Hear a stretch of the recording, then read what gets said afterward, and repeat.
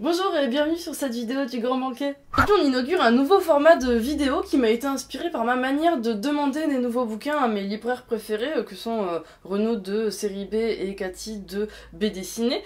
Et cette manière c'est tout simplement salut, moi dernièrement j'ai lu ça, j'ai vachement aimé, est-ce que tu aurais quelque chose dans le même genre? Le même genre c'est pas forcément fantasy, suivre la fantasy, un aventurier seul dans une quête initiatique, un aventurier seul dans une quête initiatique, c'est seulement, j'ai un sentiment de lecture qui est chouette, j'aime le style d'écriture, et en fait petit à petit, typiquement ma petite Cathy, elle a bien compris que j'aimais bien l'écriture un peu belle, un peu stylisée, un peu travaillée, et du coup, comment je pourrais retrouver un plaisir de la lecture qui soit pas toujours enfermé dans un genre, parce que si je lis toujours la même chose, je m'ouvre pas trop l'esprit, et peut-être je vais me mélanger mes lectures, mais plutôt vu que j'aimais ça, sûrement j'aimerais ça, et ça me permet d'ouvrir également mon prisme de lecture. Pour le nom de la vidéo, je me suis dit que si vous avez aimé, vous aimeriez, ça fonctionne bien, alors je crois bien que ça se retrouve sur plein d'autres sites, ce nom-là.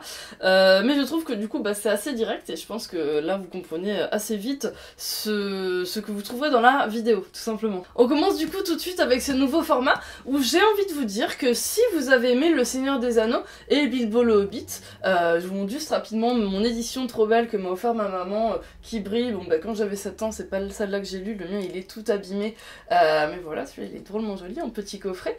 Donc si vous avez aimé l'aspect légende, l'aspect aventure, l'aspect conte et l'aspect plein de personnages politiques et tout un tas de relations entre les différents personnages, je pense que vous pourrez aimer Watership Down.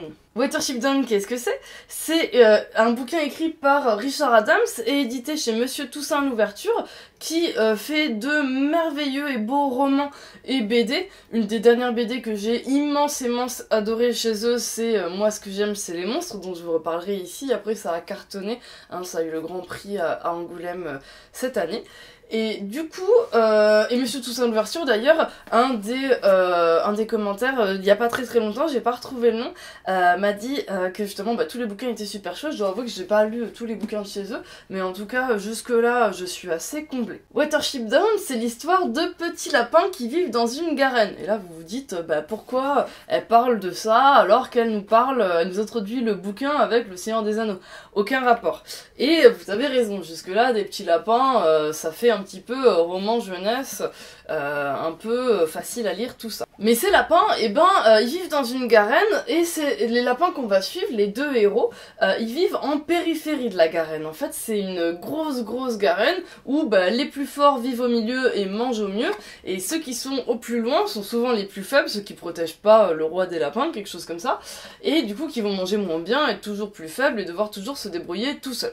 Du coup, le grand frère, c'est lui qui s'occupe de un peu tout ce qu'il y a à manger, etc., vu que c'est le plus fort, et le petit frère, il a une sorte de pouvoir. Le pouvoir, c'est de sentir les tracas arriver. Il sent le chasseur arriver, il décèle les pièges, il voit les bestioles carnivores arriver dans son esprit un peu. C'est une sorte de médium, si vous voulez. Et ce coup-ci, il va voir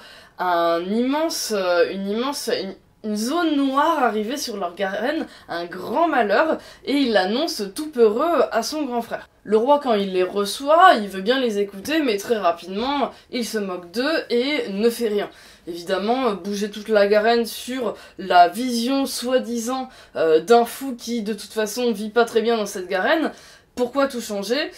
Pourquoi prendre le risque alors qu'on peut très bien rester peinard ici? Et on le comprend un petit peu, en tout cas si on connaît un petit peu les tournures scénaristiques habituelles, il y a toujours ce côté, les chefs écoutent pas les plus faibles. Le grand frère, il va écouter le petit frère, rameuter quelques lapins et partir à l'aventure. Et c'est là qu'on fait le lien avec Le Seigneur des Anneaux et Bilbo le Hobbit. On va partir dans un roman d'aventure, un roman avec des contes et légendes. On va se rendre compte qu'il y a des dieux, il y a un dieu lapin, il y a tout un vocabulaire lapin, un peu comme la manière du Seigneur des Anneaux. Il y a du vocabulaire spécifique pour des objets, pour des choses, pour des entités. Il y a des légendes et des chansons qu'on chante, que les lapins connaissent, des rites et des épreuves à traverser. C'est vraiment un bouquin de fantaisie, si vous voulez, et auquel on s'attendrait pas forcément avec un thème de lapin, et qui est réellement adapté à la taille des lapins, un petit peu comme les fourmis de Weber, tout simplement. Watership Down, ça m'a plu justement pour cet univers hyper construit, tout un tas de légendes, contes, paysages, personnages, vraiment ancrés dans un seul bloc, si vous voulez, à la manière de la trilogie du Seigneur des Anneaux. Et cet univers où à la Star Wars, où on peut s'imaginer tout un tas d'autres histoires à l'intérieur. Et c'est vraiment ce qui m'a plu. Et c'est pour ça que je vous le conseille. Merci d'avoir regardé cette vidéo, j'espère qu'elle vous a plu. Si vous aimez ce nouveau format, n'hésitez pas à le dire en commentaire. Si vous aimez pas aussi.